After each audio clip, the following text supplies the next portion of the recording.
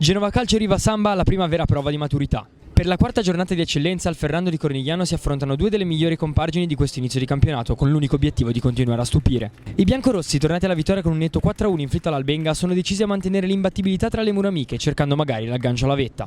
Gli ospiti vengono invece dalla prima sconfitta stagionale e oggi vorranno sicuramente rialzare la testa e tornare 3 punti. La prima grande occasione è a favore della Genova Calcio. Barabino, servito da rimessa laterale, scodella dal limite dell'area un cross perfetto per Parodi.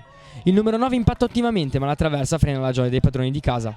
A sbloccare il match allora ci pensano gli ospiti al 23esimo. Naclerio, direttamente da punizione, trova una traiettoria tanto bella quanto vincente e porta in vantaggio i suoi. Rivediamo il capolavoro del numero 11 del Riva Samba.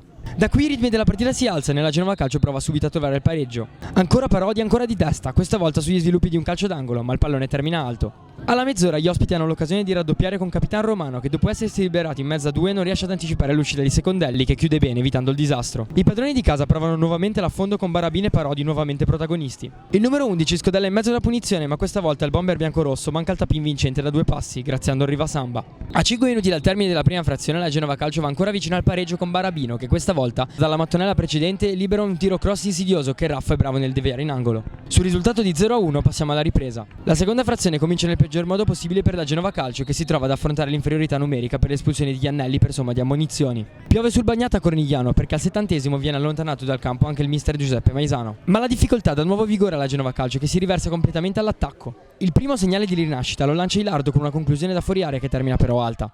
E Riva Samba in difficoltà, ma all'82esimo ha la possibilità di chiudere il match con Besana, che dopo aver saltato Massara non riesce però a centrare la porta sprecando un'ottima occasione. Poco dopo rischiano grosso gli ospiti sul cross di Riggio, che Conti deviano benissimo rischiando l'autogol e facendo correre un brivido a Raffo, ma per sua fortuna il pallone finisce alto di poco. Proprio allo scadere, nonostante l'uomo in meno, la Genova Calcio riesce a trovare l'agognato pareggio con un fantastico schema da punizione.